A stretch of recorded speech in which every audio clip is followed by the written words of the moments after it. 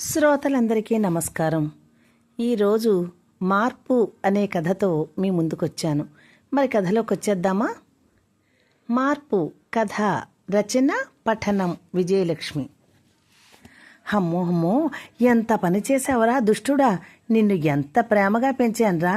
నీ మీద ఎన్ని ఆశలు పెట్టుకున్నాను. నా ఆశలన్నీ అడియాసలు చేసి ఎవరో అమ్మాయిని తీసుకొచ్చి నీ కోడలు ఇదిగో అంటావా?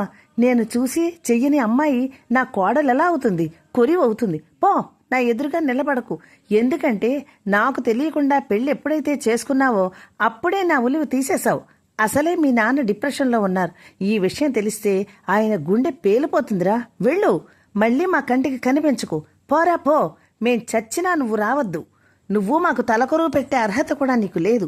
ఇంకా పెళ్లి చేసుకోనమ్మా అంటుంటే ఏదో అనుకున్నాను. నీ వెనుక ఎంత నాటకం ఉందని నాకు తెలియలేదు అంటూ ఆవేశంతో ఊగిపోతోంది కమల.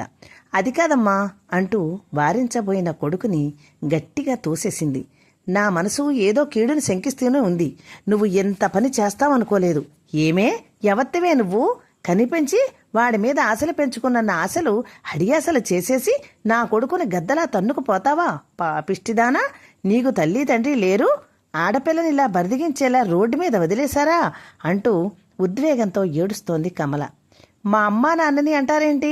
మీ అబ్బాయే కావాలని నా వెంట పడ్డాడు. అనవసరంగా నోరు జారితే అంటూ అరచేయి పైకెత్తి చూపించింది పెళ్లికూతురు సిక్కి. ఏంటే నన్నే కొడతావా? ఎవడిచ్చాడే నీకు అధికారం? అంటూ ఆమె మీదకు ఎగబడింది కమల.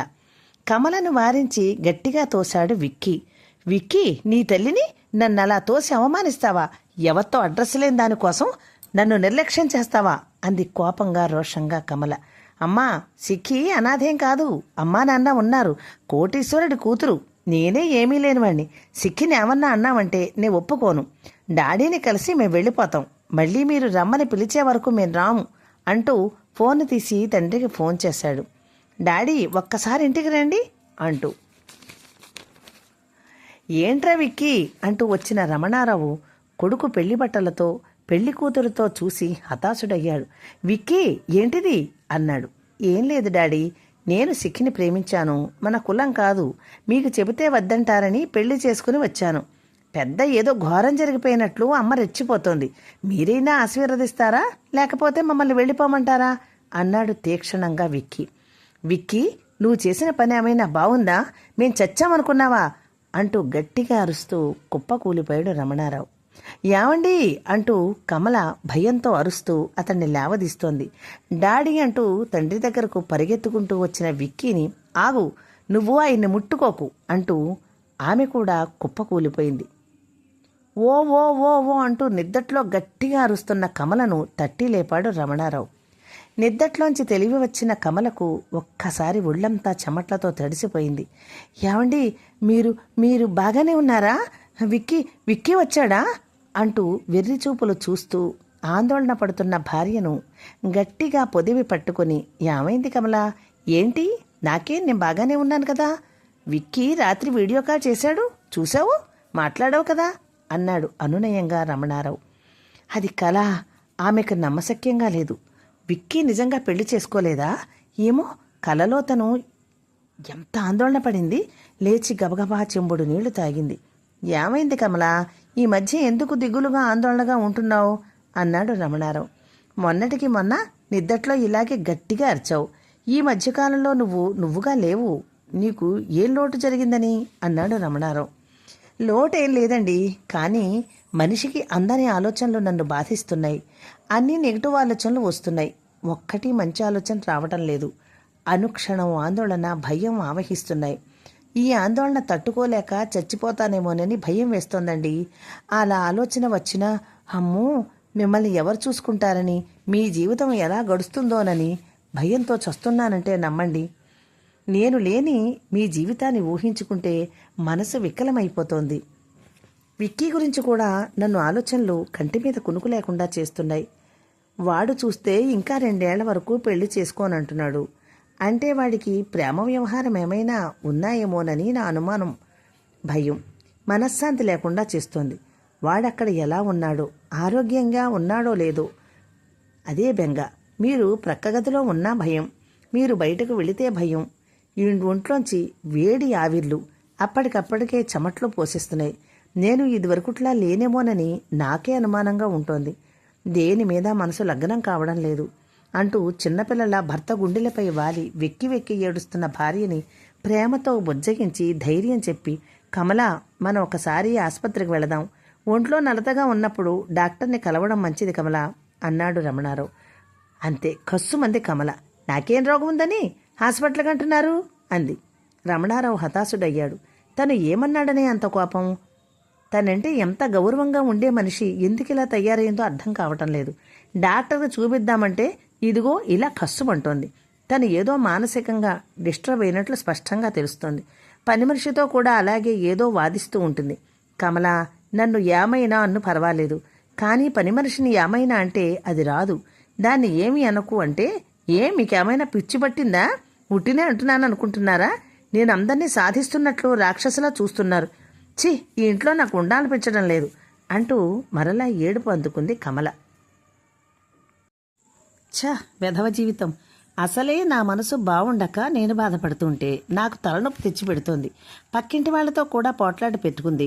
ఒక పక్క రిటైర్ అయిపోయి ఇంట్లో కూర్చుని రాబడి తగ్గిపోయి తను డిప్రెషన్కు లోనవుతుంటే ఈవిడ ఇలా ఏదో టార్చర్ పెడుతూ ఉంటుంది. ఊ అంటే తప్పు, ఆ అంటే తప్పు. ఆడది కనుక పోట్లాడి ఏడుస్తూ తన పంతం నెగ్గించుకుంటోంది. తను ఆడదానిలా ఏడవలేడు. జీవితం చూస్తే కౌంటౌన్ అవుతోంది. చేయవలసిన పనులు ఇంకా మిగిలి ఉన్నాయి. అన్ని సంవత్సరాలు ఉద్యోగం చేసి ఒక ఇల్లు కూడా కట్టుకోలేకపోయాడు. రిటైర్ అయ్యాక వచ్చిన డబ్బు ఏమైనా కొందామంటే ఇప్పటివరకు చేసిన అప్పులే సరిపోయాయి. ఇక అతి కొద్ది పెన్షన్తో మిగిలాడు. ఏం చేయగలడు? జీవితం అంతా బాధ్యతలతో సరిపోయింది. ఇంకా వెక్కి పెళ్లి చెయ్యాలి. తనకు ఏమన్నా దాచుకున్నాడా అంటే ఏ సేవింగ్సూ లేవు. రిటైర్ అయిన రోజు రమణారావు మనసు ఏదోలా అయిపోయింది.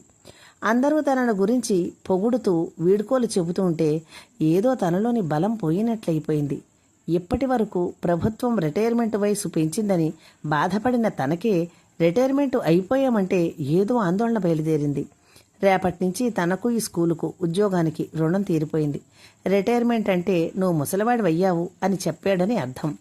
మనం ఎంత హెయిర్డై వేసి కవర్ చేసినా వయసు ఒక్క ఏడాది కూడా తగ్గదు కదా. ఖాళీగా ఇంట్లో కూర్చుంటే భార్యకి పిల్లలకి లోకు అవుతాడేమోనని భయం. ఒక ప్రక్క వృద్ధాప్యపు ఛాయలు భయపెడుతూ ఏవో రోగాలు, భయాలు. తెల్లవారిన దగ్గర నుంచి మరలా తెల్లవారే వరకు ఏదో భయం.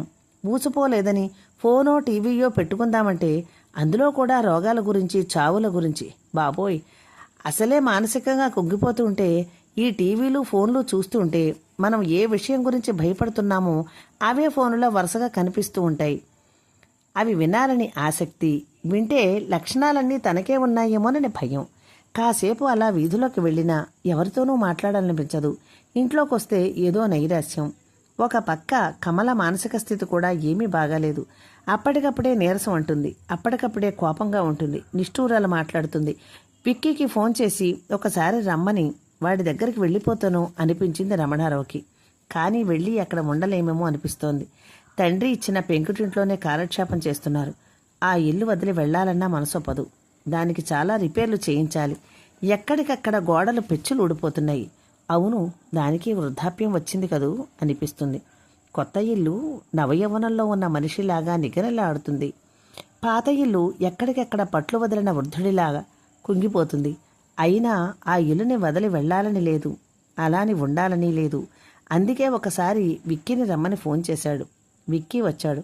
తల్లిదండ్రుల పరిస్థితి చూసి ఒక సైకియాట్రిస్టు దగ్గరకు ఇద్దరినీ తీసుకువెళ్ళాడు. రామురామంటూనే ఇద్దరు వెళ్లారు. డాక్టర్ వాళ్ల మాటలు విని ఒక నవ్వు నవ్వి, చూడండి రమణారావు గారు, మీకు ఏ అనారోగ్యమూ లేదు. కాకపోతే కొంతమంది వ్యక్తుల్లో రిటైర్ అయ్యాక ఒక రకమైన అభద్రతాభావం ఏర్పడి డిప్రెషన్కు లోనవుతారు. రోజూ తాను చేసే పని లేకపోవడం, తను ముసలివాడిని అయిపోయాననే భావన, ఇంట్లో తనను తక్కువగా చూస్తారేమోననే భయంతో విపరీతమైన ఆలోచనలు వచ్చి డిప్రెషన్కు లోనవుతారు. అది ఏమీ జబ్బు కాదు. కొంతమంది దేనినైనా సులువుగా అధిగమిస్తారు. కొంతమంది మాత్రం డిప్రెషన్లోకి వెళతారు. మీరు చక్కగా మెడిటేషన్ చేసుకుంటూ మీ చిన్నప్పుడు చెయ్యాలనుకున్న పనులు ఏమైనా చెయ్యలేకపోతే ఇప్పుడు అవి చెయ్యండి. ఏదో ఒక పని పెట్టుకోండి, 10 మందితో కలిసి మాట్లాడండి, అందున రిటైర్ అయిన వ్యక్తులతో మీ అనుభవాలను పంచుకోండి, లేదా మీకు నచ్చిన ప్రదేశాలు తిరగండి అని చెప్పి నవ్వుతూ ఈ టాబ్లెట్లు వేసుకోండి అంటూ కౌన్సిలింగ్ ఇచ్చాడు. ఇక కమల మెనోపాజ్తో బాధపడుతోంది. పురుషులు రిటైర్మెంట్ అయ్యాక డిప్రెషన్కు లోనైట్లే స్త్రీలు మెనోపాజ్ దశ వచ్చేసరికి తాము మధ్య వయసుకు వచ్చేశామని, కేళ్ల నొప్పులు కాళ్ల నొప్పులతో ఇక తాము ఏమీ చేయలేమేమోనని, ఇక తనను ఎవరూ లెక్క చెయ్యరేమోనని విపరీతమైన ఆత్మన్యూన్యతాభావానికి గురవుతారు. దానికి తోడు హార్మోన్ల మార్పు వలన వచ్చే అలసట, చిరాకు, అదొక రకమైన భయానికి గురవడం, యాంగ్జైటీ, మతి భ్రమించినట్లు ఉండడం, అప్పటికి వరకు నెల నెలా వచ్చే ఋతుక్రమం ఆగిపోవడంతో ఇక తన వయసు అయిపోయిందనే భావన మానసికంగా కొంతమంది స్త్రీలను కుంగదీస్తుంది. ఇక ఎవరూ తన మాట వినరేమోనని అభద్రతాభావంతో మనసు రకరకాల ఆలోచనలతో నిండిపోయి ఆ ఒత్తిడి తట్టుకోలేక ప్రతి విషయానికి రాద్ధాంతం చేస్తారు. అమ్మా, మీకు ఏ జబ్బు లేదు, మీరు కూడా ఏ కిట్టి పార్టీలకో వెళ్ళడం, లేదా తీర్థయాత్రలకు, భజనలకు, పేరెంటాల్ లాంటి ఫంక్షన్లకో వెళ్ళి మీ వయసు వారితో ముచ్చటించండి. అప్పుడు చాలామంది కంటే మీరు ఎంత బాగున్నారో అనిపిస్తుంది. ఆటోమేటిక్గా మీ ఆలోచనలు కట్టడవుతాయి. ప్రతి వారిలోనూ ఈ మార్పు సహజం అంటూ టాబ్లెట్లు కూడా ఇచ్చాడు డాక్టర్. డాక్టర్ గారి మాటలతో ఇద్దరికీ మనసు ప్రశాంతంగా అనిపించింది. మనమే కాదు, వాటిని అందరూ ఎదుర్కోవాలి అని ధైర్యం తెచ్చుకున్నారు. ఇక విక్కీ సంతోషంతో, అమ్మా, నా పెళ్లి చేసి నే రెడీ అన్నాడు నవ్వుతూ. అలాగే లేరా, మంచి పిల్ల దొరకాలి కదా, ఇక నాకు కోడల్ని వెతుక్కునే పనిలో పడతా అంది నవ్వుతూ. ఆమెతో విక్కీ, రమణారావు శృతి కలిపారు. కథ సమాప్తం. నా కథ నచ్చితే నా ఛానల్ను సబ్స్క్రైబ్ చేసుకుని నన్ను మరింతగా ముందుకు నడిపించాలని ప్రార్థన. ఇప్పటి వరకు నా ఛానల్ సబ్స్క్రైబ్ చేసుకున్న వారికి, నా కథలను వింటున్న వారికి నా ప్రత్యేక ధన్యవాదాలు. నా ఛానల్ సబ్స్క్రైబ్ చేసుకోని వారు సబ్స్క్రైబ్ చేసుకోవాలని మనవి. Please subscribe.